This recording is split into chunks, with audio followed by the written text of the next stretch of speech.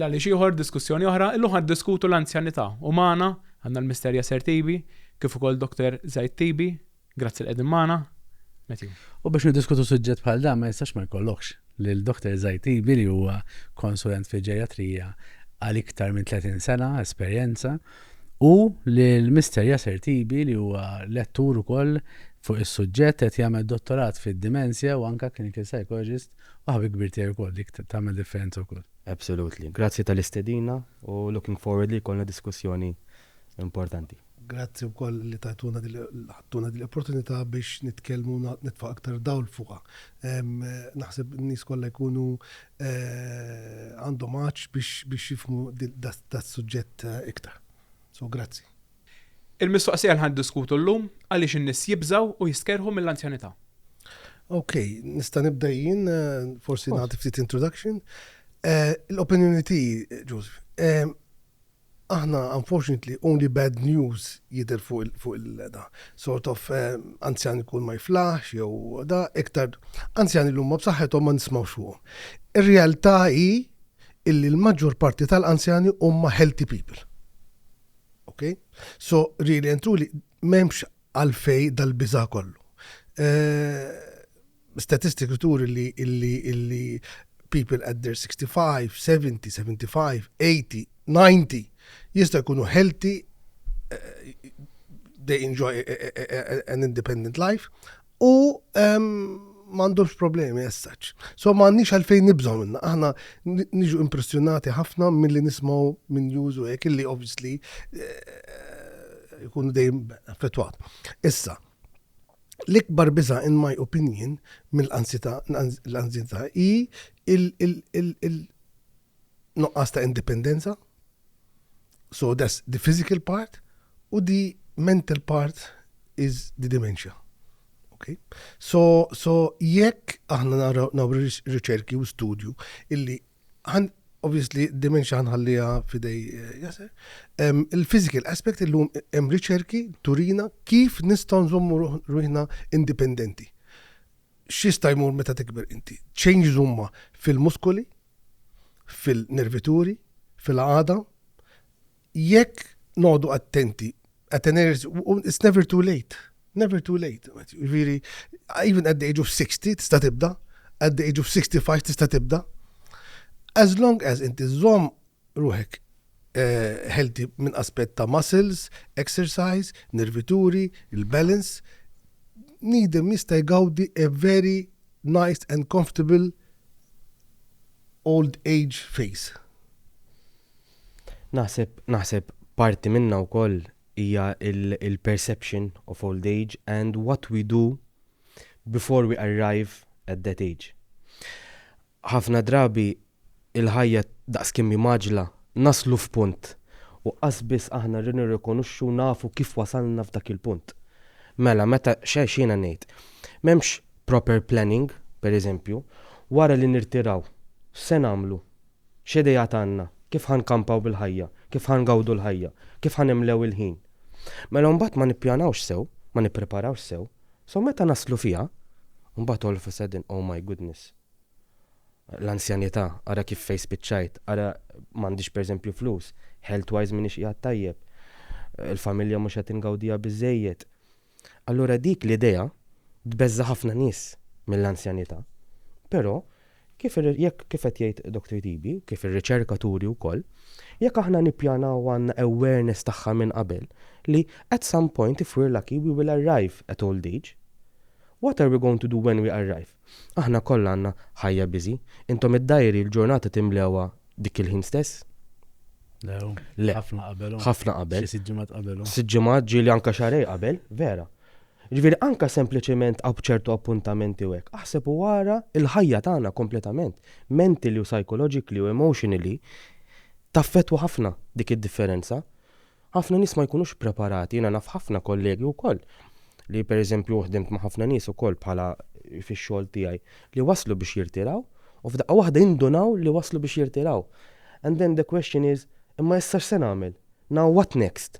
Li kieku beda sena qabel, sentej qabel, 3 snin qabel, 5 years qabel, 10 years qabel, kif qed jgħid anke Dr. Tibi li il-muskoli, nervituri, nħadmuhom, nkunu b'saħħitna healthy, il-choices li namlu, imma anka nippjanaw il-time management tagħna, se namlu kif ħanimlew il-ħajja. Ħan nistkerħu l-ansjenità ħafna inqas. Jesser, inti tintaqa' ma' ħafna sitwazzjonijiet, ġifieri anzjani li għandhom dawn il-problemi li semmejt. X'parir tagħti lil min irid jippjana minn qabel u kif tista' tippjana minn qabel? ħafna mill-pari li nagħti u ħafna mir-riflessjonijiet li nagħmlu mal-pazjenti. Naħseb irdu nibdew bil-problemi xi jkunu ħafna drabi. Bil-problemi xi jkunu, imma xi jbeżżagħhom. Ħafna drabi għandna problema, imma x'inhi il-fir, x'inhi l-biża' tagħhom. Din il-problema x'jista' jkun twassal, għal xiex tista' tkun twassal. Qed tifhem? Mela aħna ħanejnu u ngħinu biex ngħinu l-pazjenti biex jirriflettu, l-klijenti biex jirriflettu. Din il-problema kif nimmaniġġjawha minn qabel? Right? Biex ma tkomplix tikber pereżempju, jew biex namendaw, we amend it and we we solve it. U dik tagħmel ħafna differenza u tagħmel hija importanti ħafna għal kif niddiljaw u nimmaniġġjaw dawn il-kondizzjonijiet. So inti tittara xi beżza ħafna nies u naħseb meta jista' jkun taraħ inti wkoll fil-prattika tiegħek hemm biża tal-futur. Biża tal-unknown, fear of the unknown. Jiena se jiġri minni, jiena se jiġri minn din il-problema, jien kif se nispiċċa din il-problema li għandi, kif ħatkun 5 years down the line, 10 years down the line. We can't always know, imma we can try and prepare for what's coming. And this preparation, din il-preparazzjoni tgħin ħafna biex nikkalmaw li meta tiġi, jekk se tiġi, għandna safety nets biex niddiljaw magħha. U dik hija importanti ħafna. Jien għandi teorija li nemmen li bħala speċi aħna nibżaw minn mewt u nippruvaw kemm jista' jkun nevitaw is-suġġett tal-mewt. Infatti hemm min jgħid li huwa tabu u jiena naħdem f'suġġetti tabu u naħseb vera, il-mewt hija ħafna iktar tabu mis-sess eżempju. U infatti ssib din ir-riċerka u tajt il-biża li tixxieħ hija wkoll marbuta mal-biża tal-mewt. Għax aħna nafu li l-anzjanità hija meqjusa bħala l-aħħar stadju qabel il-mewt. Jista' jkun li m'għandniex relazzjoni tajba mal-mewt u meta intkom taħdmu ma' nies li huma iktar viċin tal-mewt statistikament milli huma n-nies li huma iżgħar. Kif jitkellmu fuq il-mewt, kif jgħixu il-fatt li qegħdin eqreb lejn l-aħħar tal-ħajja milli huma eqreb lejn il-bidu tal-ħajja. Naħseb aħjar biex iktar xi ħaġa psikoloġika really rather than medical. Ara, in terms of il-perception tal-mewt, hemm relazzjoni ta' biża' magħha u nippruvaw inbedu lilna nfusna minn dawn l-idejat.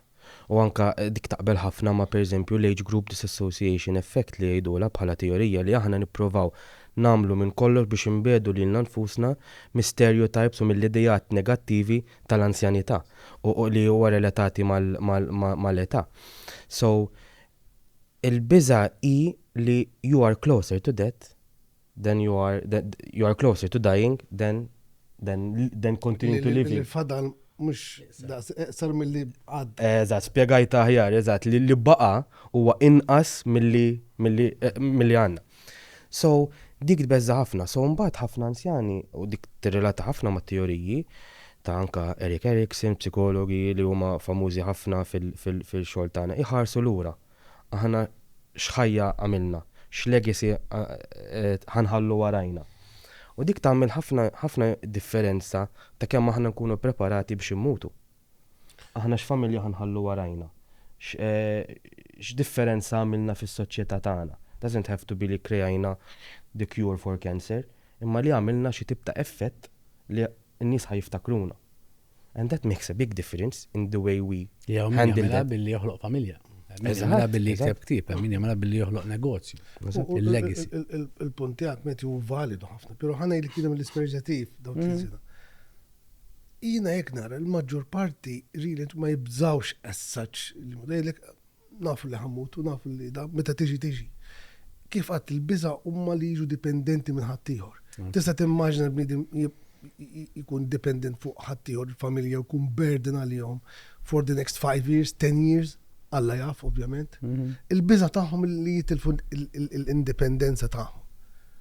once jitilfuha dak it's a big shock għan-nies Li jista' jkun li ġejja wkoll mill-fatt li aħna bħala soċjetà nippremjaw ħafna l-produttività. Allura jiena narana li infatti għaw riċerka oħra li ħanaqra lila. Is-soċjetajiet li jippremjaw iż-żożija produttività u d-dera fiżika speċjalment jistgħu joħolqu sentiment negattiv lejli tixjieħ.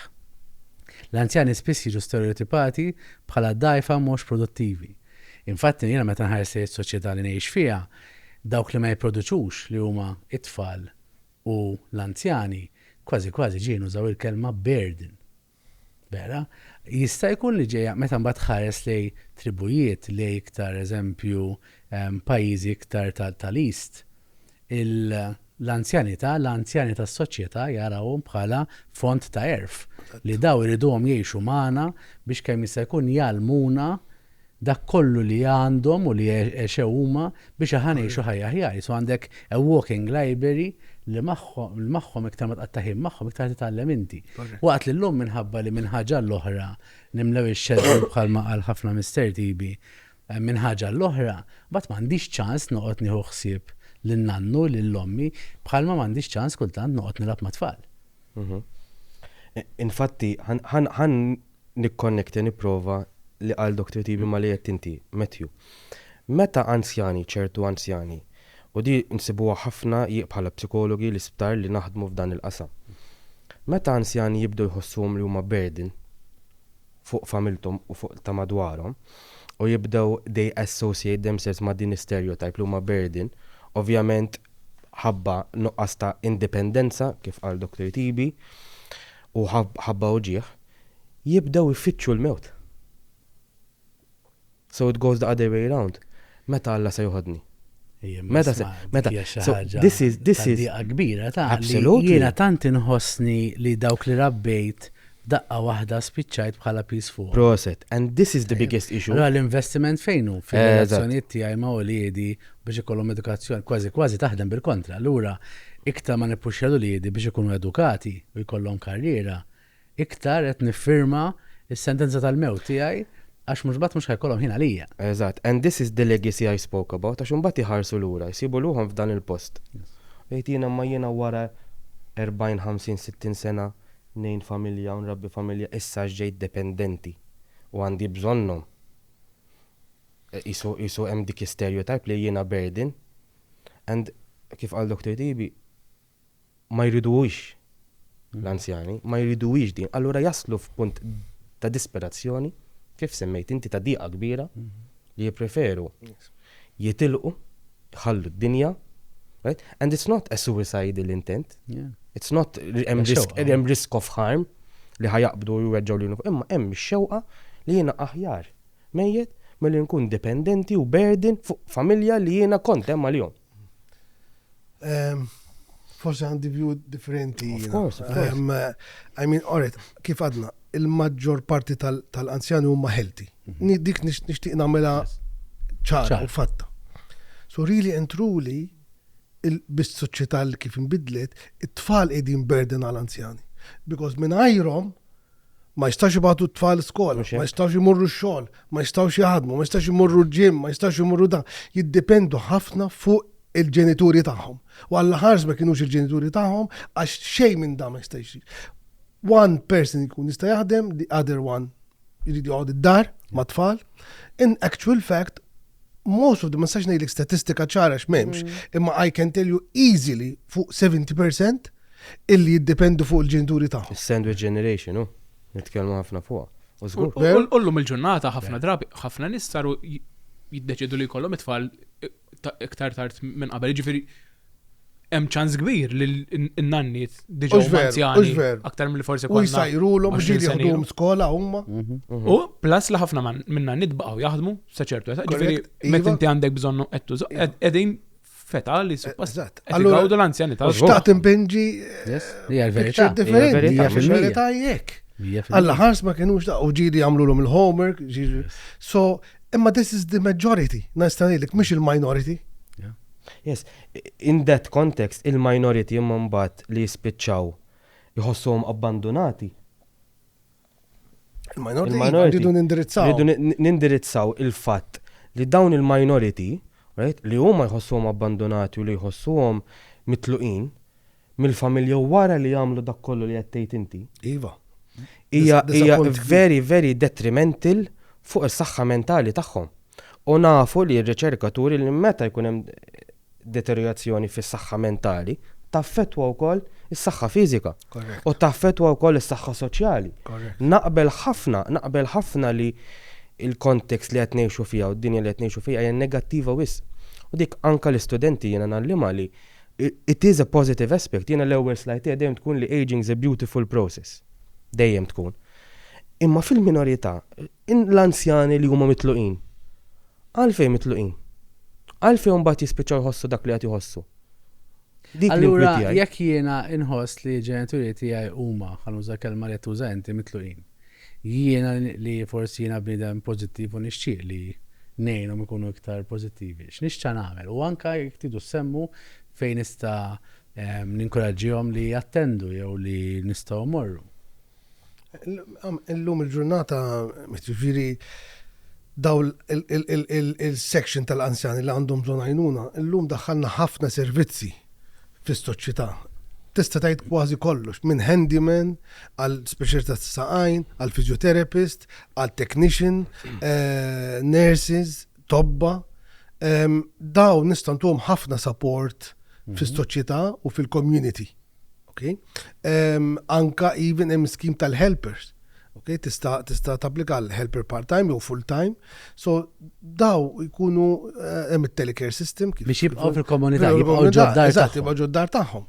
U jkunu iktar sort of dignified and so on. U tnaqqas il-burden mit-tfal.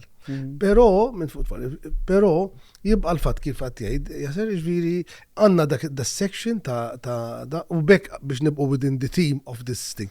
Il-biża' meta tikber. U dan hu l-essence kif qed jgħidu. Dak hu l-essence tal-biża' illi minkejja qed ngħid orret il-maġġor parti huma healthy. Imma jibda jgħid imma ħankun jien healthy jew ħankun minn dik il-percentaġġ illi ħajkun li bżonn għajnuna. The fear of the unknown is very powerful. Very powerful. U l-biża tat-telfa wkoll li qed tgħid inti. Inti qed titlef anke jekk inti ħajkollok tmur ġahom, qed titlef l-indipendenza u qed titlef l-ambjent tiegħek li inti bnejt u kurajt għal żmien twil ukoll. Aħna x'ma nagħmlux ġirien u dak kollu. fin-nies li huma tibatu, jekk nagħmluha fil-minore, x'ma nagħmlux biżejjed. Ma nisimgħux il-bżonnijiet tagħhom. And this answers your first question. X'nistgħu nagħmlu biex ngħinu jekk jiena nixtieq qed inħoss li l-ġenituri tiegħi mitluqin. Jiena x'nista' nagħmel biex inkun hemm għalihom. Nista' faċilment ngħidlek qatt aktar ħin, mur kull magħhom, oħroġhom dawra, nista' ngħidlek da kollu. Imma l-essenza ta' kollox hija imma u l-anzjan jew hi l-anzjana x'għandha bżonn? X'tixtieq?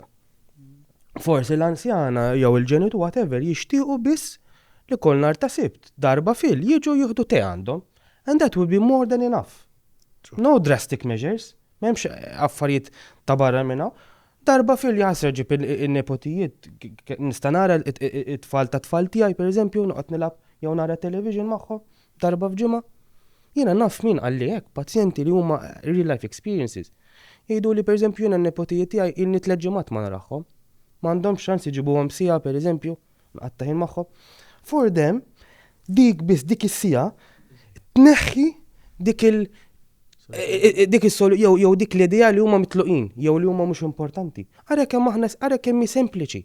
Qed tgħidli li f'sija f'ġimgħa ma nsibux għall-anzjani tagħna li dak kollu li kif qed jgħid Dr. Tibi li huma kienu hemm meta ridna jwasluhom għas-skola pereżempju, li jew kienu hemm pereżempju biex rabbu biex għenu, issa x'waslu f'ċertu età.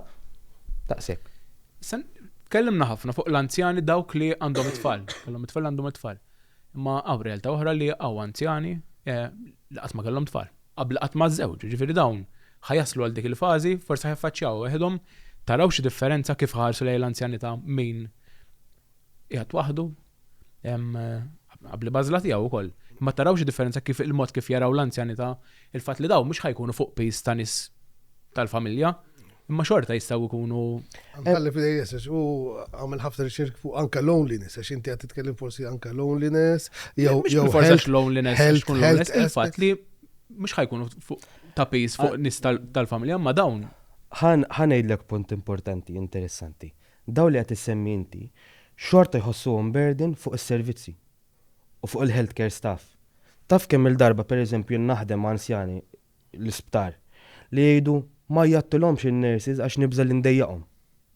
Jew ma jgħatx il-carers għax naraħħom biżi u jiena ma rridx inkun peace fuqhom. Jiġifieri this element tibqa' konsistenti għal dawn nies li huma jħossuhom abbandonati. Right? Però hemmhekk tidħol kif qed jgħidu doktor tibu naħseb jista' jgħid iktar u għax involut iktar f'daw is-servizzi, hemm il-servizzi fil-komunità. Dawn is-servizz li qed insemmu, pereżempju hemm is-sector day centers, ħafna kunsilli lokali qed jagħmlu xi events pereżempju, hemm ħafna anzjani li huma spiritwali u hemm ħafna pereżempju l-knejjes li jagħmlu mhux biss il-quddies li nisimgħu imma ċertu events u laqat u jisu information jekk affarijiet fuq ir-reliġjon li jlaqgħuhom. Fis-servizz fl-Active Aging and Community Care Department hemm ukoll jgħidula s-Silver Tea, ma nafx ġieli smajtu biha, hija trasport apposta, servizz b'xejn ta' trasport apposta, obviously hemm kriterja ta' kif min jista' jużaħħa, sintendi bħal kollox, imma hemm da' servizz li tista' tfittex li jiġi trasport għalik u jwaslek għal pereżempju għal min ma m'għandux il-abilta li qiegħed waħdu, m'għandux l-abilta li jċaqlaq waħdu, m'għandux min iwaslu li qed tgħid inti m'għandux xi familja u tfal u jista' xorta jkun parti importanti mill-komunità tiegħu. Hemm servizzi mhux m'hemmx, irridu iktar dejjem awareness fuq kif beda li these are the positive aspects. It's not just the negative u l-percentax ta' minnu b'xi health issues jew hemm servizzi li jkomplu jżommu jgħinu l-anzjani biex jibqgħu parti kruċjali mis-soċjetà tagħna. Anka għal min m'għandux familja biex jgħinu. Bħal pereżempju kif nafu ħafna dipartimenti u institution għandhom it-trasport tagħhom. Anzjani li għandhom appuntament l-isptar, all right? It's not a social outing, imma anzjan li għandhom u m'għandhomx min iwassalhom. Għandhom l-trasport tal-isptar, pereżempju. Qed tifhem? Biex dak li jkun kemm jista' jkun tħalli li jkun jista' jkun indipendenti jew interdipendenti fil-komunità. Biex xorta jibqa' jgħix fil-komunità.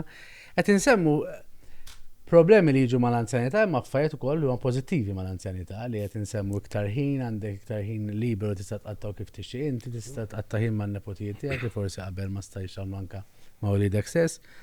Jiena sibt riċerka tal-Pew Research Center li tgħidlek il-popolazzjoni globali ta' persuni l fuq minn 65 sena hija l-iktar grupp demografiku li qed jikber l-aktar malajr.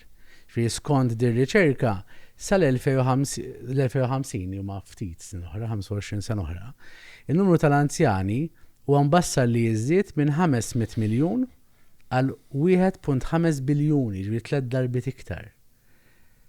Meta tħarsu lej is-soċjetà u fejn isejra, ġifieri 25 sena oħra, ħajkun hemm il-persentaġġ ta' nies li huma over 65 ħajjiżdied ħafna. Ikkumparat mal-kumplament ta' ġenerazzjonijiet qed nagħmlu inqas tfal, allura ovvjament hemm iktar anzjani milli ħajkun hemm żgħażagħ.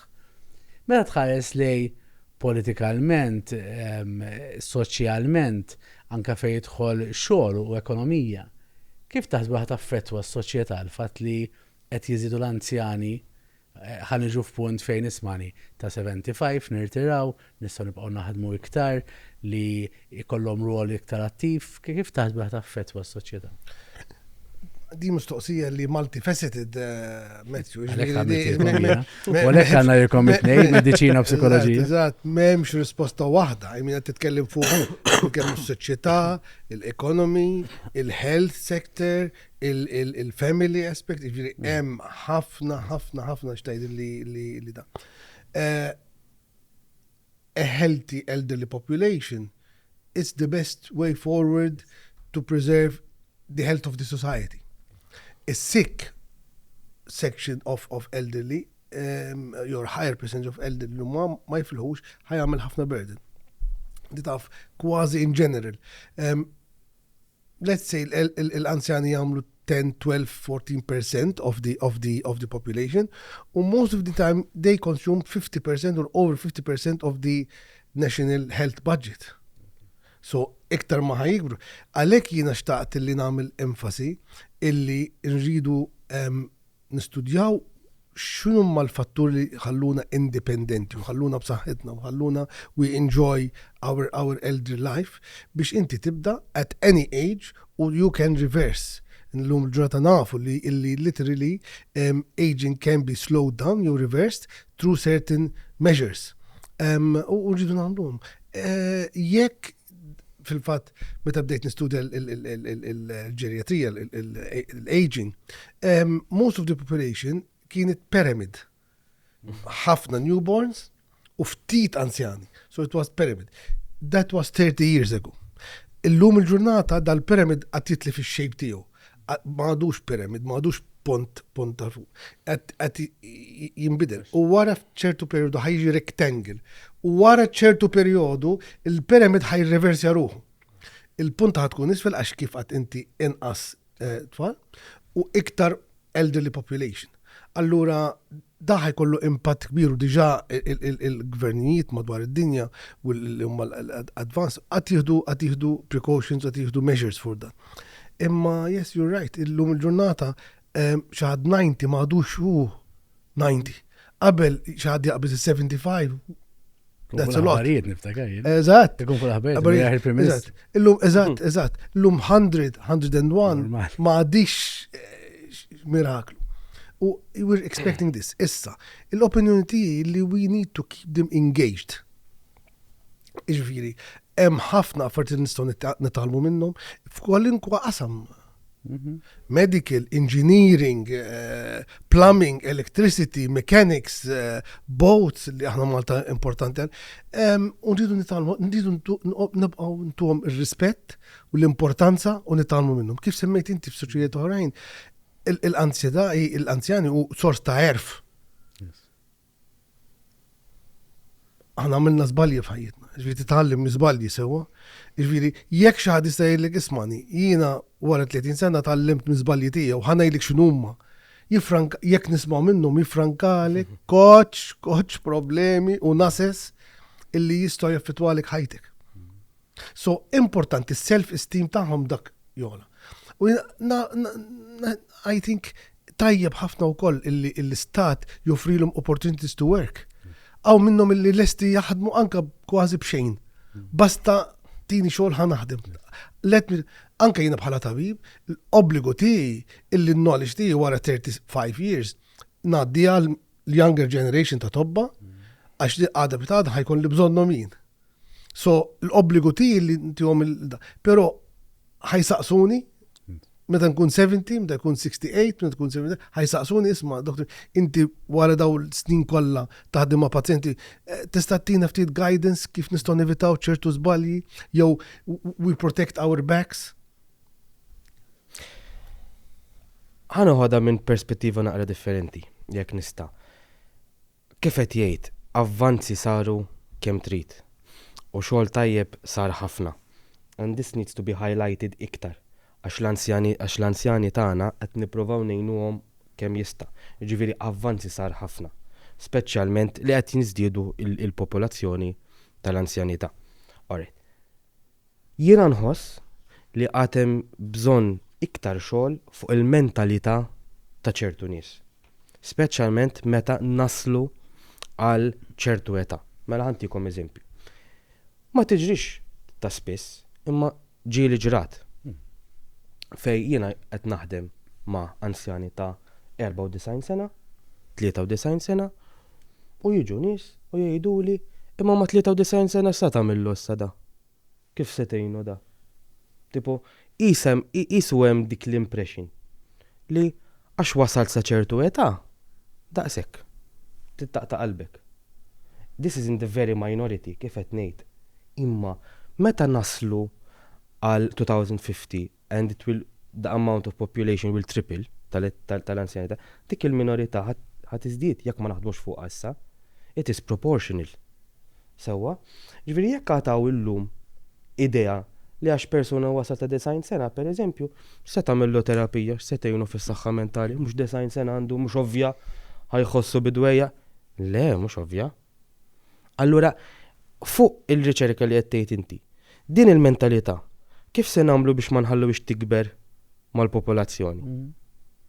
That's the work li baqalna x'namlu u x'naqtfu illum, għax kif qed ngħidu hemm ħafna iktar pożittività fl-anzjani milli naraw u milli hemm fuq is-social media pereżempju u milli hemm fuq l-aħbar u fli hemm fl-istatistika, però għatem kif fil-minoranza dawk in-nies li jaħsbu b'dak il-mod. Jekk l-anzjanità jiżdiedu, l-popolazzjoni jiżdiedu, kif qed tgħid di-riċerka kif qalu United Nations, the World Health Organization u Centers of Aging, jiġifieri this is spot on. All right? Il-mentalità rridu ma nżiduwiex ukoll. Anke jekk tibqa' fil-minoranza, ma rridux titla proportional magħha. Jien għandi idea kif, naħseb jiena billi tirrispondi lil mistoqsija naħseb ta' ħafna nies. Kif nista' jiena illum li għandi 40 sena nibda nħuħsib minn issa biex inkun anzjan b'saħħti.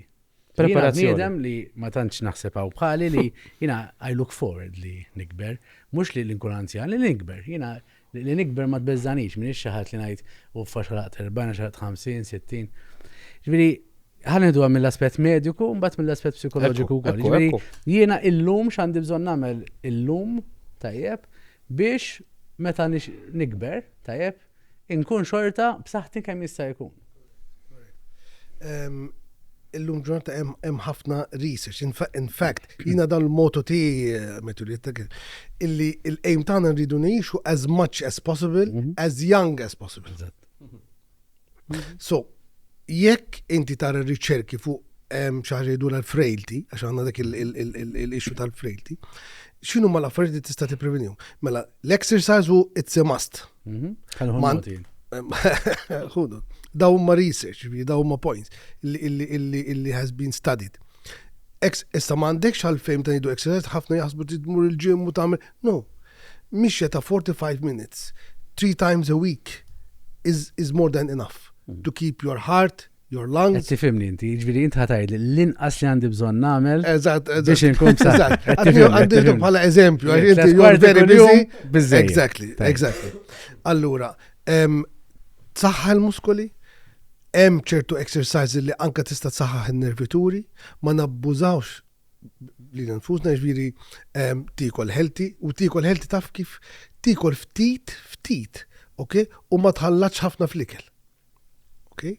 Dak ħajjin ħafna l-ġisem biex jibqa' b'saħħtu.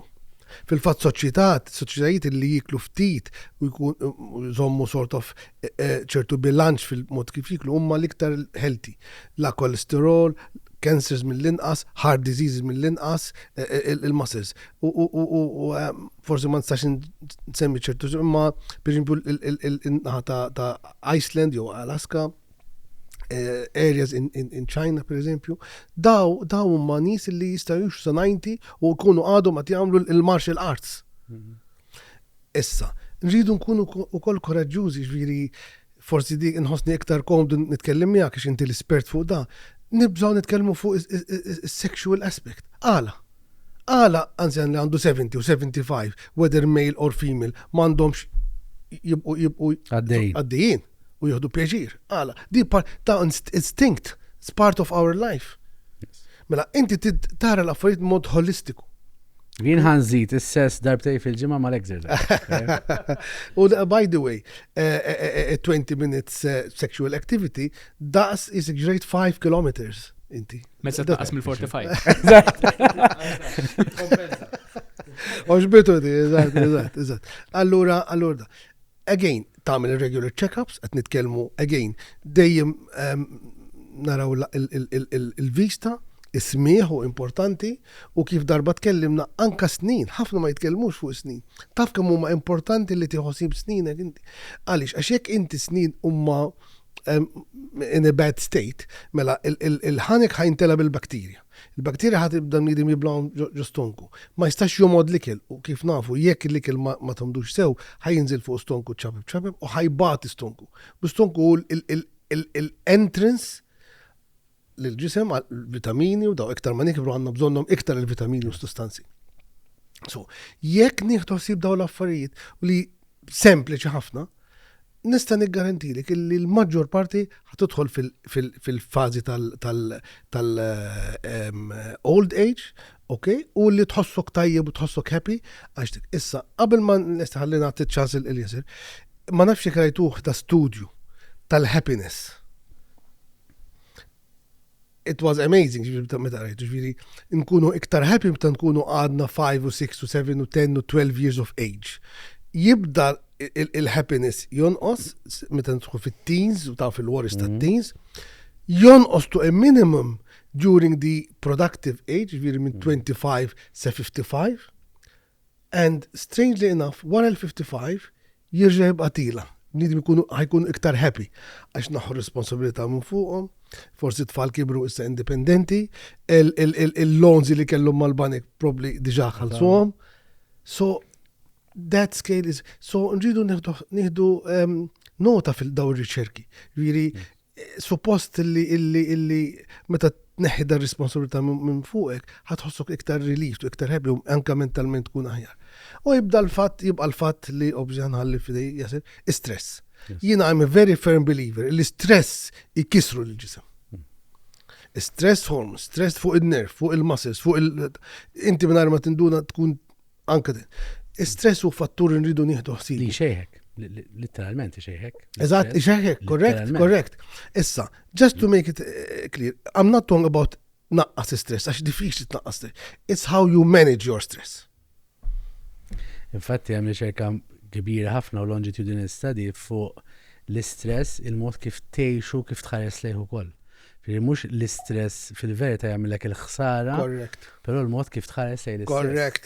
Meta għamlu longitudinal study ta' 15-il sena, daw qabdu l-istess tip ta' nies u l-istess nies kellmuh 15-il sena wara. Dawk li intervistaw u bdew jgħidu l-istress nevita għax jagħmel il-ħsara, jaf waslek l-attakki tal-qalb u għal problemi oħra. Meta kellmuh 15 sena wara, sabu li vera l-istress kiddhom. L-oħrajn li qalu isma' u l-istess kien l-istess ammont ta' stress meta intervistawhom. Dawk li qalu jekk kien ħajkolli l-istress hu. L-istess hija parti minn ħajti. Dawk 15 sena wara l-effett tal-istress fuq ġisimhom fuq moħħhom kien ħafna inqas. Qabel ma mmorru għalik, l-ideja li nieħu ħsieb il-ġilda tiegħi, l-ideja li nieħu l-collagen, nieħu vitamini biex nibqa' nidher tajjeb u dak vera jew huwa kollu marketing li ma jagħmel sens. Le, dejjem bis-sens, we go over the top. Yes, inti tirreġixxi skont il-ħtiġijiet tal-ġisem, ġifieri. Yes, il-ġogi jistgħu jibdu jittiklu, il-kardio jista' jibda jittiklu, imma again studies shown jekk tibda even at an older age, tammel exercises, inti ħat isloja għax ħat timprove fil-ġisem minn aspett mediku, it's all about circulation. Jekk għandek circulation tajba, ħat tkun healthy. Il-qalb, il-polmun, il-ġogi, il-muscles, il-stonku, digestive system, l-għajnejn, kollox. La għandek a good circulation, għalek l-exercise u l-ikel zommu to a minimum, ħaj zommu ċirkolazzjoni b'saħħita. Jekk il-ġogi jibdu sort of jew tħoss li hemm xi uġieħ li mulu, dejjem ħadd iċċekkja, dejjem għax aħna dik il-problema. Il-prevention ma nafuhiex, iktar just meta jinqalu l-problemi. Yes, għaliex le. I'm a firm believer li jekk għandek bżonn tieħu collagen għal-ġilda, għal-ġogi, why not? Dejjem bis-sens u under supervision. Yes. Definitely. U l-ġilda hija importanti, it's our protection, our shield mill-elementi, mill-xemx, mill-mikrobi, mill-trabijiet, minn kollox. So, yes. And why not tossok li you still look young? Għaliex le? I am all out for this. Grazie. Jiena smajt li demenzja hija the third type diabetes. Hija vera jew? It is the number one most prevalent neurological disorder, followed by Parkinson's. Parkinson's is number 2, but dementia is the number one most prevalent. Ma hija vera li t-zokkor wassal għad-demenzja, huwa vera li jekk tnaqqas it-zokkor ħadd naqqas iċ-ċansi jkollok demenzja? Dementia u għalfejn tiġi hemm ħafna fatturi u m'hemmx a concrete answer.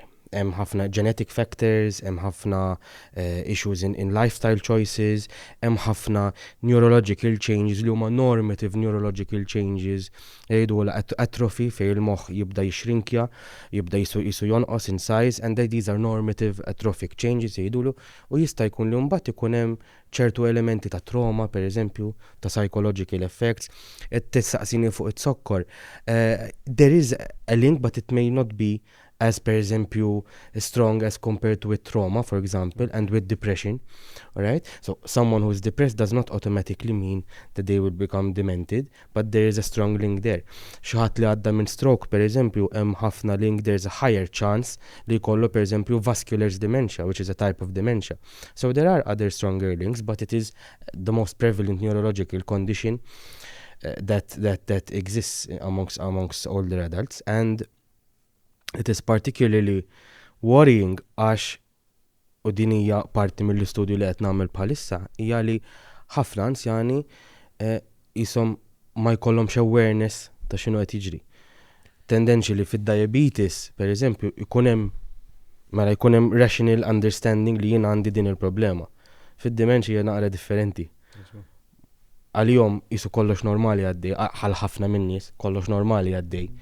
And that creates complications as well on how to manage the condition and how to adapt and adjust to the diagnosis. Jasser, naf li ġili tkellimni għadi, għalek nixjek, semmi għonek u koll. Għaw ħafna għandu l-impressjoni li id-demenċi hija proċess naturali ta' xuħija, li mux il-kas li. Emmin għandu l-impressjoni li spiega. Mela, meta nejdu demenċja, qed nejdu hemm problema, hemm disease, hemm diagnosi. Ir-riċerkaturi, right, li meta persuna tixjieħ, ċertu reactions ħajkunu naqra slow, ħajkunu ftit slower. Ma jfissirx li jkunu ma slow, imma li they will be slower than compared when they were maybe 20-30 years younger. Tajjeb, ċertu concentration aspects ħajkunu inqas. These are because of the normal atrophic changes. Il-moħħ, il-grey matter, il-white matter, qed jonqos. These are normal. Meta tinsemmu dementia, tinsemmu a disease, which is a problem outside the norm. All right? Hija normali, anka aħna ġieli tiġri meta aħna mhux nkunu konċentrati, we're paying attention. Ġieli, for example, ninsew x'qallek ta' qudiemek. Jew per eżempju fejn tfajna ċwievet. Hija normal, ma jfissirx li għandna d-dimensja. Tifhem? There are certain changes, anka xi jkun għaddej minnu persuna f'ħajtu, f'ċertu etajiet differenti. Dawn kollha jaffettwaw isu kif naraw aħna nifmu biha bħala memorja. Jekk jiena qiegħataw u jagħti l-ħin kollu fuq il-mobile u inti qed tkellimni, jiena mhux qed nagħti każ x'inti tgħid. Nista' noħroġ minn hawn ngħid insejt x'għedli? Mhuwiex il-każ għax I didn't pay attention because I was focused on something else. Allura dik hija problema u hija idea, mentalità li we have to understand, right? Dementia hija a whole condition on its own, a whole advanced and very difficult disease to work with and to deal with and to live with, understand? But it doesn't mean li għax persuna tixjieħ automatikament ħanaslu f'dak l-istat li aħna għandna advanced disease, qed tifhem, jiġifieri aħna qed ngħid li meta nixju bħal pereżempju, għandikom eżempju sempliċi. Plejer tal-futbol ta' 40 sena jiflaħ jiġri daqs plejer tal-futbol ta' 20 sena, hija diffiċli ħafna. U għalhekk plejers tal-futbol u atleti jirtiraw pereżempju ta' 40, u daw qed nitkellmu fuq atleti, qed tifhimni, li xorta their physical fitness is mhux 100%, 200%, imma il-bidliet qed isiru.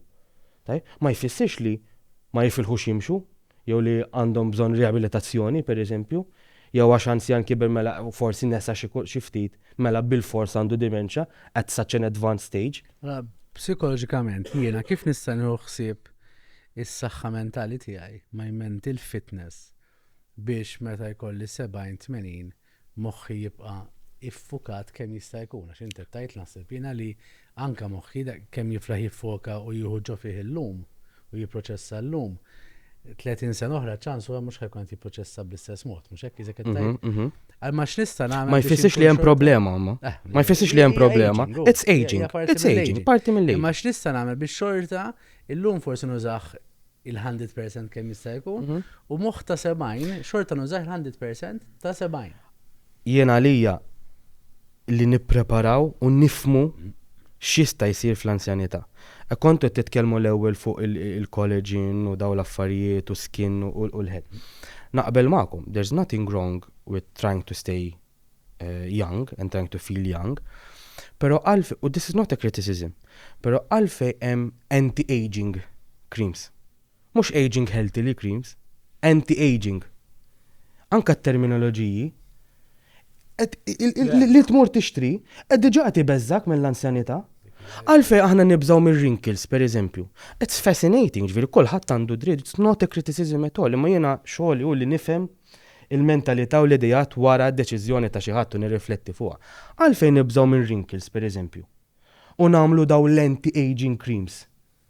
It's not aging healthily, it's about stopping aging. And this is the idea, this is how we can prepare of remaining 100% at our 70, at our 80. Aħna rridu nifmu minn xi qed nibżaw. Għalfejn qed nibżaw. U wara li nifmu daw il-fatturi, hemmhekk nistgħu nifmu x'nistgħu nagħmlu biex meta naslu f'dik l-età il-biżgħat tagħna innaqsuhom and we deal with them. And we prepare for them. Nista' forsi nikkomplementa li jasal minn aspett mediku issa. Hemm ċertu fatturi li nridu niċċekkjaw milli jistgħu jwasslu għal forgetfulness. Per eżempju, it-thyroid, jekk thyroid qed taħdem bil-mod, that could be one of the reasons għalfejn bniedem qed jinsa, so tiċċekkja thyroid. Jekk bniedem għandu l-hemoglobin il-livell tad-demm qiegħed baxx, tfisser l-ossiġnu mhux qed jasal lejn il-moħħ, u l-moħħ juża l-ossiġnu biex jaħdem. Number 3, jekk hemm nuqqas ta' vitamin B, speċi B12, jew l-folic acid, jew il-ħadid fid-demm. Dawn huma fatturi li jekk kunu nieqsin, il-moħħ ma jkunx jista' jikkonċentra. So qabel sort of dawn l-affarijiet easily you can check mid-demm u jekk huma hekk tista' tikkorreġihom by replacing, by treating the thyroid, by treating the blood, jekk għandu anemija. So hemm aspett mediku yes. Jekk nista' ngħid ukoll punt malajr, irridu it is a point of self-reflection as well, self-work.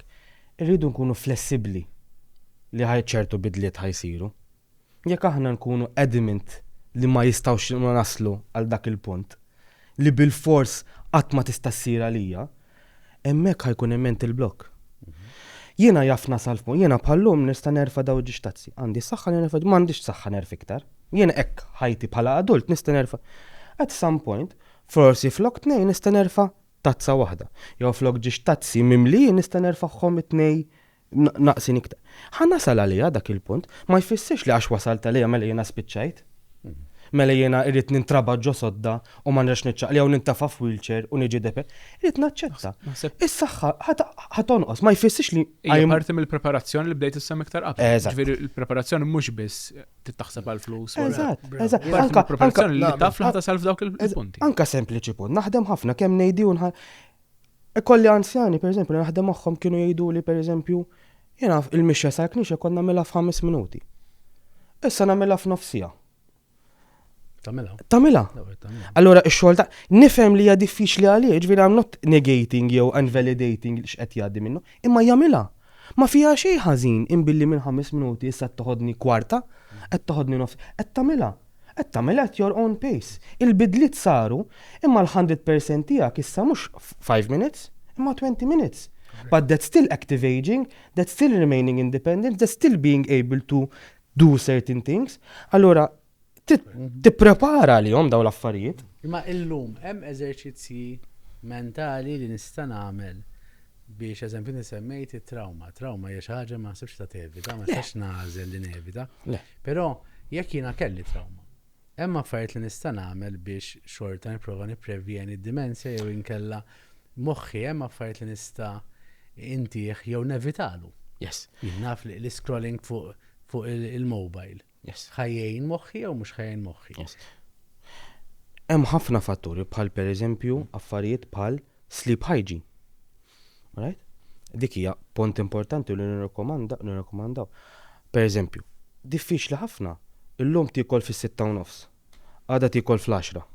illum tikol fit-8, mbagħad tidħol torqod f'nofs il-lejl, mbagħad l-għada tidħol torqod fil-11, l-għada mbagħad tidħol fit-8, mbagħad darba It's difficult then to keep your mind structured at its best.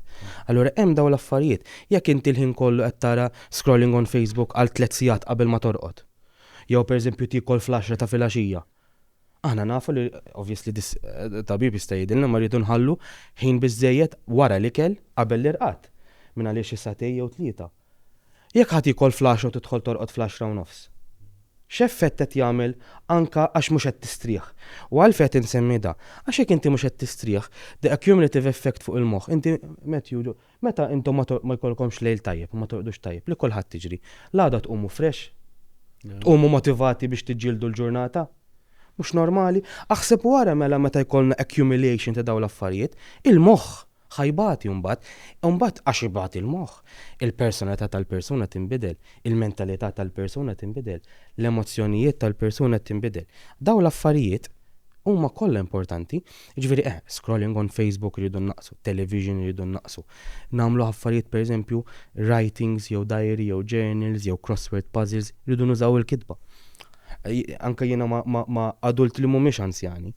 Meta pereżempju nissuġġerilhom jagħmlu pereżempju journal, jgħidu li ħanamilha fuq il-mobile. That's fine. Imma le għalfejn ma tużax ktieb. Qed tifhimni? Even at that stage, aħna mdorrijin ħafna fuq il-mobiles u fuq il-computer, imma għalfejn ma nippruvawx nikdbu. You know? Yes. Ma nafx, għandna ftit mela, ħanżid daqsxejn fuq li għal. Matthew, inti, what keeps you going inti mentally? What keeps you going? Challenges. Ekku. Jiena għandi challenge, I need to achieve it, għandi goal, I need to achieve it. Aħna ninsew il-moħħu organu bħal kwalinkwa organu. Ġifieri jekk inti il-biceps ma tħaddimix, il-muskul ma tħaddimix, ħajiddajjiflek. The same thing the lungs, jekk inti ma tagħmilx exercise, il-polmun ħajibda jixrif, ħajibda sort of jixrinkja u ma tkunx tista' tieħu nnifs ma tistax tagħmel exercise. Il-moħħu l-istess. Il-problema ta' fil-old age li meta bniedem jirtira, I don't like this word, għax retired, mhix tired, retired. Ġifieri jitli fit-challenge. U meta jitli fit-challenge, ħataffitwalu ħafna il-mod kif jħaddimuhu. Inti l-ħin kollu qed tanalizza. Inti l-ħin kollu anke dal-moment illi qed titkellmu qed tipproċessa. After retirement, dal-processing jonqos, għax m'għandux challenge, m'għandux da. Ma jistax imur l-office u llum għandi daw it-task li nagħmilhom. And that is a big impact. Issa, dik teorija tiegħi wkoll li waħda mill-affarijiet li tista' taffettwa dik il-forgetfulness. Għandi teorija oħra, ġifieri forsi on a lighter side. Ħansaqsikom one by one. What is the most devastating emotion illi bniedem jista' I mean meta jkollu? Forsi ġu. Naħseb li tkun waħdek, l-loneliness naħseb. Il-disappoint. Ir-rabja. Bravo. L-anger. Anger. Ma preparajtix. Jienek naħseb ma preparajniex. Si apposta Ma preparajniex. Kienet ovvja. Għad nara jdejki. Għad ma tkellem fuq. Pero jiena bniedem illi omri u żmieni nħobb naħseb outside the box. Darba smajtek tsemmija inti one of your talks. Mish għax nafu hekk u tallimna hekk, mela that's the thing. Aħna l-avvanz isir meta taħseb outside the box.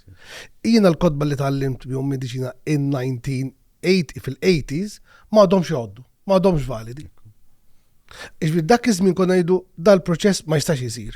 Jew dil-kondizzjoni diffiċli biex tikkura. Illum il-ġurnata nafu li jista' jsir. Jiena kif taf għandi interess fil-allerġija, pereżempju. 20 years ago konna ngħidu le impossibbli tistax tittestja l-allerġija. Illum tista'. Nafu il-chemical reaction. So you have to think outside the box. Can anger intu issa dik ħatalmuni li issa jaffettwa b'mod negattiv minn aspett psikoloġiku il-well-being tal-bniedem. Is there, I don't know, anger management? Do you do anger management? Because anger illi hi xi ħaġa l-iktar saret l-iktar komuni, kieku ngħidlek ix-xokk li tagħti il-moħħ number one. Il-ġisem, il-heart rate jibda sejjer, il-nifs jibda sejjer hekk, il-qalb, il-muscles, il-nervituri, il-bniedem jibda jirtod. It is a very devastating emotion. It's constantly stressing. The brain, il-HPX is hypothalamus. Għajdli, kemm il-darba inti you feel angry. Issa you can express, you might not express. Tħalli ġewwa. Għalla ħares najdlek. So, maybe this is something li nistaw naħadmu fuq. Tib tamil underline. Think about. U jekk ma niproċessawx daw l-affarijiet li qabduna rabja, jisu bużiqa, jenek nħobb nimmaġinaħħa, jekk dil-bużiqa l-ħin kollu tonfuħa, titfaġu fija, xiġri mbagħad tinfaqa.